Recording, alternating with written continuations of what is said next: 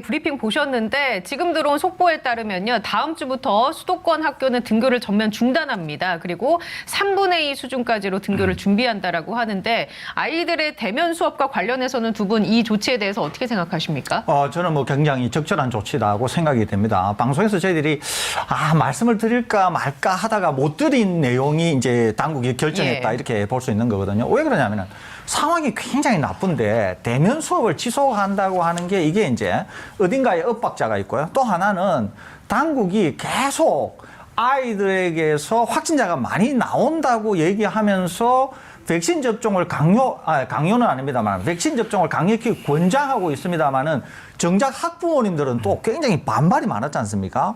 이런 걸 감안한다고 하면은 오히려 완전 전면 대면 수업에서 다소 대면 수업을 해제하거나 온라인으로 아니면은 밀집도를 완전히 낮추는 이런 것들이 필요했는데 오히려 당국이 좀 늦은 감은 있습니다만은 당장 실시하겠다고 하는 점에서 저희 개인적으로는 상당히 좀 긍정적이다. 오히려 늦은 감은 있습니다만은 잘한 조치다. 이렇게 평가하고 싶습니다. 자, 사실 이제 그 대면 교육이라는 게 이제 두 가지 효과가 있었습니다. 하나는 교육 공백이나 돌봄 공백을 대면 교육을 통해서 최소한으로 하겠다라는 게 이제 한 가지 큰 원칙이었고요. 이제 또 다른 하나는 이제 전 세계적으로 이 대면 교육이라는 게 사실은 위드 코로나의 상징적인 조치거든요. 예. 그래서 단계적으로 일상 회복을 하는데 대면 교육은 하지 않는다라는 건 사실 앞뒤가 안 맞는 거죠.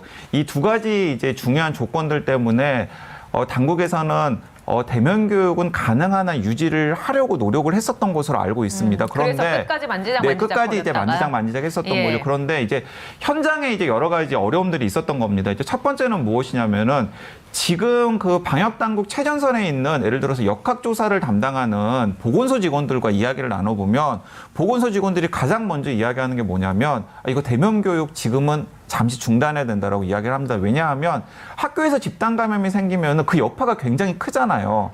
학교 안에서 그 친구들에게 그리고 또 부모들에게 또 혹은 부모로부터 등등의 여러 가지 고려해야 될 것들이 많은데 예. 동시다발적으로 학교에서 집단 감염이 나타나니까 그걸 이 방역 최일선에 있는 역학조사를 하는 보건소 직원들을 포함한 역학조사관들이 따라가지를 못하는 거예요. 일단은 현장에 일단 그런 어려움이 하나가 있었고요. 그리고 또 하나는 대면 교육만 놓고 보면은 지금 사실 학기 말이기 때문에 기말고사를 보거나 혹은 기말고사가 끝난 학교들이 대부분이거든요. 그래서 기말고사가 끝난 학교들 같은 경우에는 사실은 대면 교육의 중요성이 학기 초나 학기 중반보다는 좀 떨어져 있는 상황이라는 그 현실적인 조건도 있고요. 그리고 또 기말고사를 이제 봐야 하는 학교 같은 경우는 확진자들이 나오기 시작하면 기말고사를 제대로 볼 수가 없어요. 차질이 생기니까. 차질이 생기니까 이런 문제들 때문에 지금은 대면 교육보다는 차라리 조금 안전하게 비대면 교육을 하는 게 좋지 않겠느냐라는 것들이 종합적으로 고려되어서 이런 조치가 나온 것으로 확인이 되는데 단 하나 돌봄 공백에 문제가 있긴 있습니다. 네. 아무래도 이제 장기간 되다 보니까. 네, 그렇습니다. 특히 이제 초등학교 저학년들이라던가 혹은 미취학 아동들을 둔 가정들 같은 경우에는 분명히 돌봄 공백이 생길 수밖에 없고 이런 돌봄 공백을 어떻게 메울 수 있을지에 대한 후속 대책이 좀 빨리 나와야 된다고 생각합니다. 예, 돌봄 교실은 정상적으로 운영은 한다고 제가 보긴 했습니다. 보도에서. 자, 이번에는 병상 얘기를 나눠보도록 하죠. 정부가 내일부터 코로나용 병상의 운영 지침을 새롭게 적용한다고 발표를 했는데 이게 어떤 내용인지 정리 좀 해주실까요? 네, 그렇습니다. 지금은 코로나 중환자 그리고 코로나 중등도 환자 그리고 증상이 가볍지만 어쨌든 간에 병원에서 입원해야 되는 환자들 사이에 현장에서의 혼선들이 굉장히 많이 있었어요. 그런 혼선들이 굉장히 많이 있었기 때문에 흔히 트리아지라고 하죠. 환자들 분류를 명확하게 해서 중환자 병상에 들어가야 될 분들 그리고 중등도 병상에 들어가야 될 분들 그리고 일반 병상에 들어가야 될 분들을 명확하게 분류를 하고 그리고 또 어떤 시점에서 퇴원을 할지에 대해서도 좀 더 기준을 엄격하게 하는 방안들 같은 것들이 지금 그리고 또 현장의 융통성을 좀 더 발휘하게 하는 방안들 등이 이제 포함이 되어가지고 이번부터 적용이 되는 것으로 보입니다.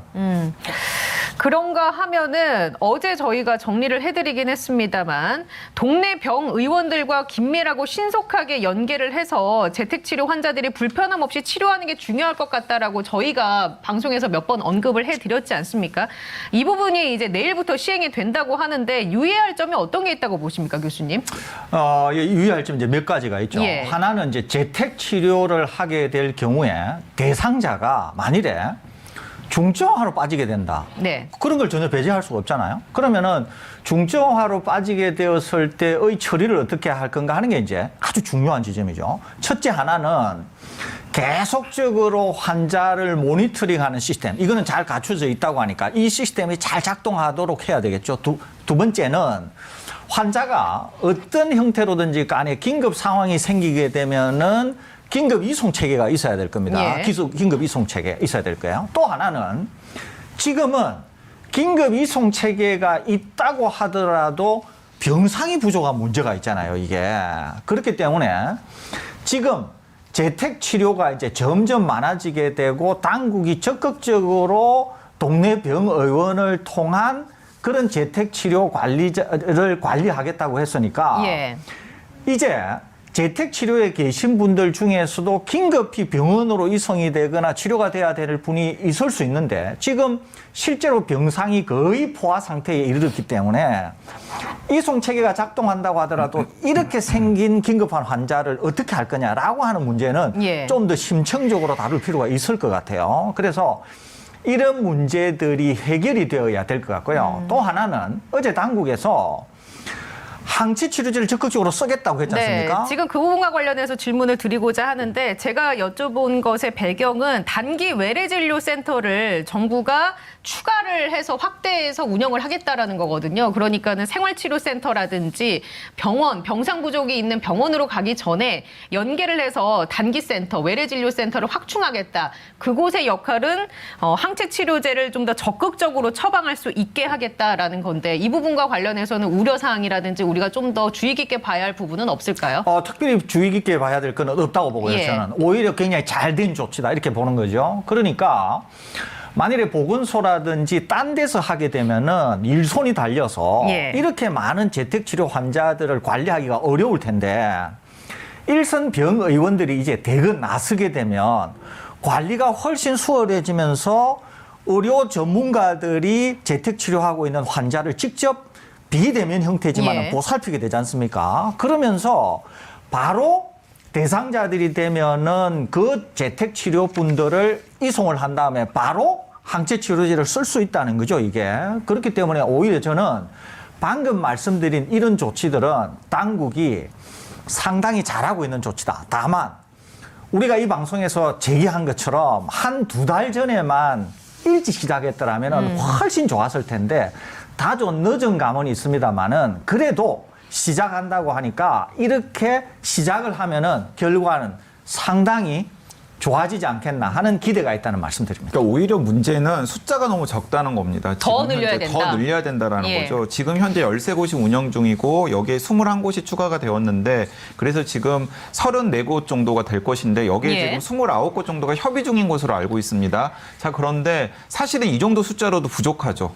지금 나오고 있는 확진 환자 숫자들의 규모라든가 그리고 특히 그 확진 환자들 중에서 그 50대 이상 그리고 기저질환을 가진 분들에게는 선제적으로 항체 치료제 같은 것들을 처방해서 투약해야 되는 상황을 염두에 둔다면은 좀 더 촘촘하게 더 많은 곳에 예. 이런 곳들이 있어야 된다는 생각이 들고요. 이제 또 하나는 이제 현장에 계시는 분들이랑 이제 이야기를 나누다 보면은 이건 이제 어쩔 수 없는 거죠. 이제 탁상 행정과 그리고 현장 사이에 이제 괴리들이 자꾸 생길 수밖에 없지 않습니까? 그래서 가능하면은 현장에 여러 가지 재량권을 주는 것들도 좀 필요하다고 생각합니다. 왜냐하면 단기 외래진료센터로 등록되어 있는 의료기관에 각자의 처지들이 너무나 다르잖아요. 예. 근데 각자의 처지들이 너무나 다른데 그 다른 처지들을 염두에 두지 않고서 일관된 기준을 강요하다 보면은 그 기준을 맞추다 보면은 현장에서는 여러 가지 문제가 생길 수밖에 없거든요. 그래서 일단은 단기 외래진료센터를 좀 더 확충이 된 다음에 현장에서 운영할 때는 그 현장에 있는 의료진들이 최대한 운영의 묘를 발휘할 수 있도록 자율성을 두는 조치들이 좀 필요해 보입니다. 예, 참고 삼아 말씀드리면 현재 운영 중인 단기 외래진료센터가 서울 서북병원 그리고 강남 경남 베드로병원,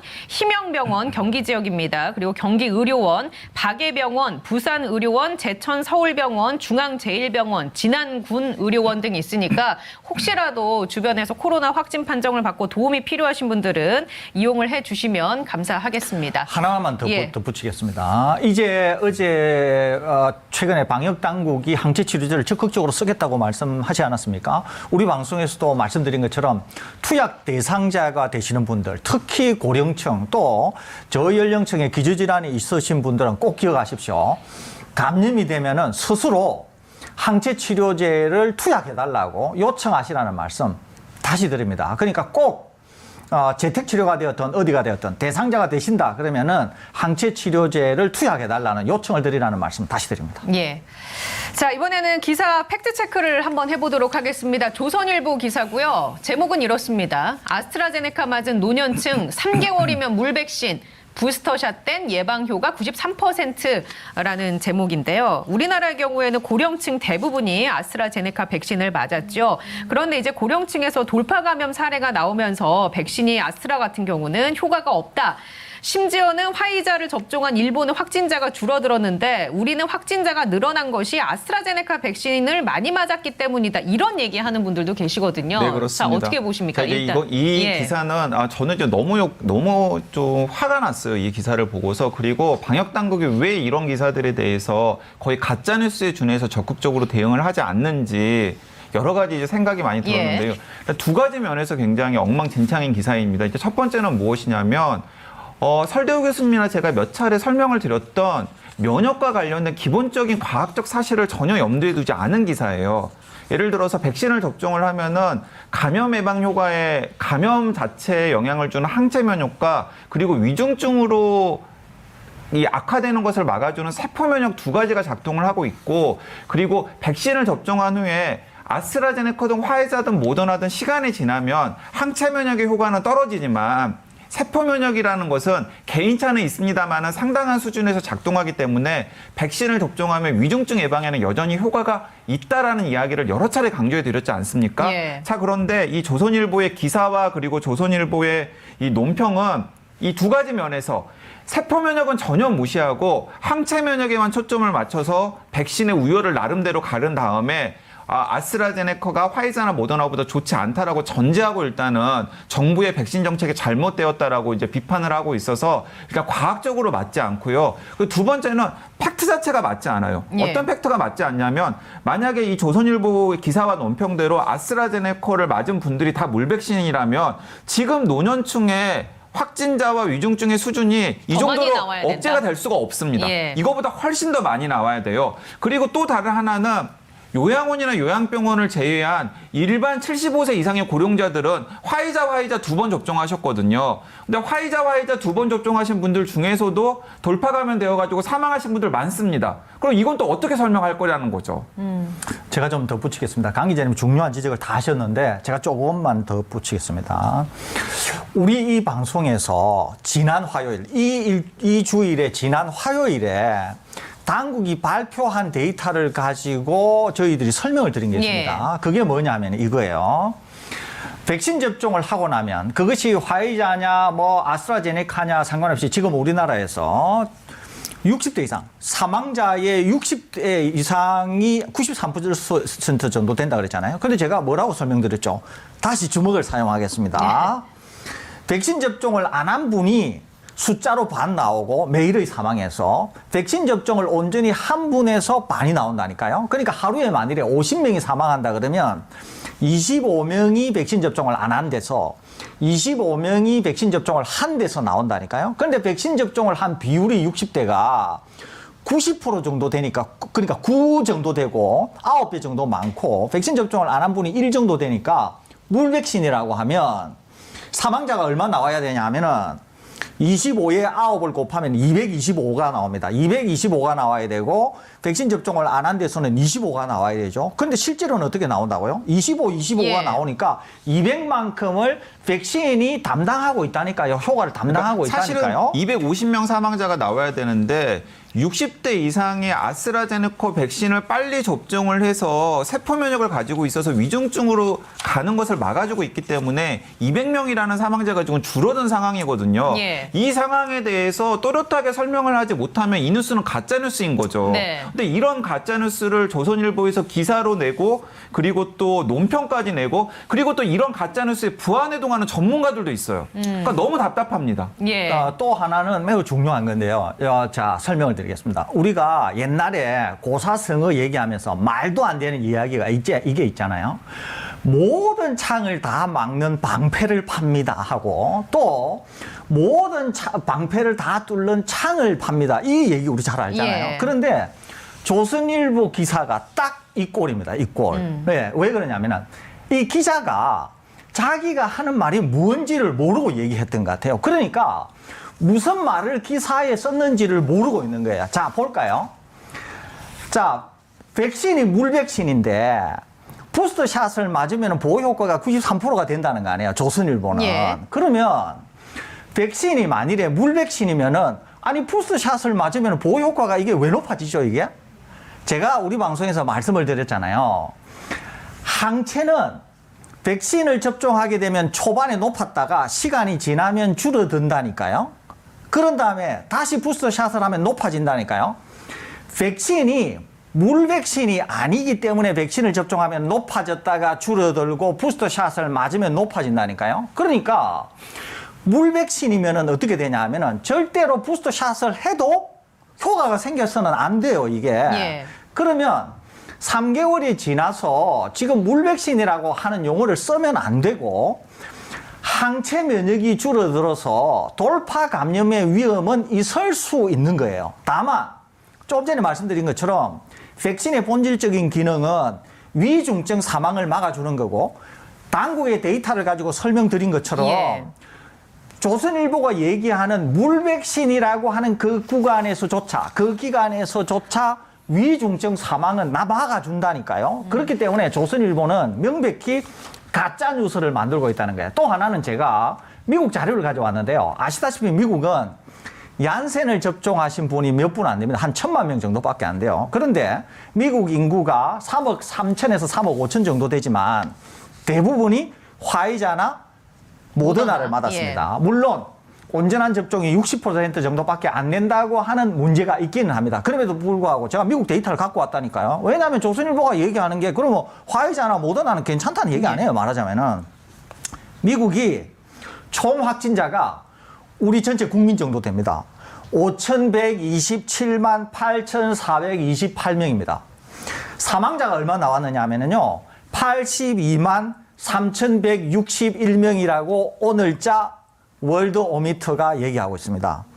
12월 10일부터 12월 15일까지 6일 동안 지금 미국 상황이 굉장히 나쁜데요.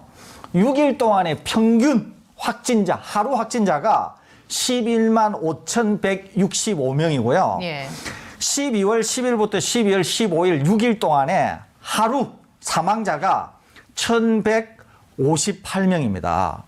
그러면 자, 조선일보가 얘기하는 것처럼 미국은 화이자하고 모더나만 맞았는데 이거는 물백신이 아니라 물백신입니까 이게? 근데 이제 미국 같은 경우는 백신 접종률이 낮기 때문에 아무래도 미접종자들 위주로 위중증 환자나 사망자가 나오지 않았겠습니까? 자, 그러면은 이제 예. 이걸 설명을 해야죠. 이게 조선일보 기자나 혹은 그 논평을 했던 논설위원인지 제가 지금 헷갈립니다만은 네. 이제 이걸 설명을 해야 되는지 이제 그 신규 사망자 통계를 보면은 이가영 계속해서 기자가 썼고 김민철 논설위원이 네, 썼습니다. 그렇습니다. 두 개 그 기사가. 두 예. 분이 이제 이걸 설명을 하셔야 되는데 신규 사망자 현황을 보면은 누구나 다 볼 수 있으니까 확인 한번 해보십시오. 항상 60%가 80% 이상이에요. 근데 80% 이상은 요양원이나 요양병원에 계신 분들 같은 경우에는 아스트라제네카를 접종을 했고 일반 사회에 계신 분들은 75세 이상은 화이자 접종을 했습니다. 자, 그러면은 오늘도 38분 사망이 나왔는데 이 38분은 다 요양원 요양병원에서 아스트라제네카 백신 접종하신 분들이어야 돼요. 근데 그게 그렇지 말이 안 않다. 되죠. 그렇지 예. 않습니다. 그렇지 않기 때문에 화이자가 아니라 아스트라제네카를 고령층에게 접종해서 그 아스트라제네카 물백신이기 때문에 이런 문제가 생긴다라는 건 사실은 팩트로 예. 이 뒷받침이 될 수가 없고 일본 이야기를 자꾸 하는데 일본은 이걸 생각을 하셔야 돼요. 일본은 두 가지가 우리나라랑 다른 점이 있습니다. 하나는 무엇이냐면은 80세 이상의 고령층의 백신 접종률이 우리나라는 85% 수준이었는데 일본은 96% 정도예요. 제가 몇 차례 이야기를 했잖아요. 그러니까 백신 접종률이 우리나라보다 훨씬 더 높습니다. 일단 첫 번째 하나 있고요. 그 두 번째는 일본은 고령층 접종 시기가 우리나라보다 늦어요. 고령층 접종 시기가 우리나라보다 2달에서 석 달 정도 예. 늦습니다. 자, 그러니까 일본도 지금 고령층 상대로 해서 지금 엄청나게 부스터샷을 하려고 하는 이유가 뭐냐면 우리나라를 보고 놀라는 거예요. 화이자나 모더나 접종했지만 화이자 모더나 접종한 어르신들이 이제 12월 1월 되면은 예. 항체 면역의 효과가 떨어져가지고 감염이 될 것이기 때문에 이제 그분들을 위해서 지금 부스터샷을 하는 거거든요. 그래서 이 기사 중간에 보면 이런 문장이 있습니다. 일본은 아스트라제네카 백신을 구매했지만 전부 동남아 국가 등에 기증했다. 라는 부분이 있습니다. 이게 뭔가 좀 의도가 느껴지는 기사가 아닐 수가 없는데 뭐 혹시 끝으로 해주실 말씀 있습니까, 교수님? 지금과 같이 방역 상황이 나쁠 예. 때는 조선일보의 이런 기사들이 일단은 선거철과 맞물려서 진영 논리에 의해서 불필요한 오해를 만들거나 가짜 뉴스를 만들기에 굉장히 용이하거든요. 그런 점에서 본다고 하면 조선일보가 매우 주의를 기울여야 되고 오히려 저는 당국에게 조선일보는 이런 가짜 뉴스에 대한 제재를 할 필요가 있다는 생각마저도 갖고 있습니다. 뭐 조선일보에 이렇게 얘기할 수 있습니다. 언론 탄압이라고 얘기할 수 있지만은 언론 탄압과 관계없이 저는 강력한 제재가 필요하다. 이런 예. 생각마저도 가지고 있습니다. 사실과 관련 없는 부분에 대해서 서술을 하고 있으니까요. 그러니까 이제 외국의 조선일보보다 훨씬 더 명성이 높은 언론들이 왜 백신과 관련한 정부 정책이라든가 백신의 이상 반응과 관련한 보도를 자제하는지를 한번 성찰해 보셨으면 좋겠습니다. 공공의 안전과 이익을 위해서 언론들이 제 갈 길 가고 있는 거죠. 그렇죠. 조선일보와는 반대로. 예. 자, 오늘 얘기 여기에서 마무리하도록 하겠습니다. 지금까지 서울대우 중앙대 약학대학 교수 강양구 TBS 과학전문기자였습니다. 건강한 하루 되시기 바랍니다. 고맙습니다.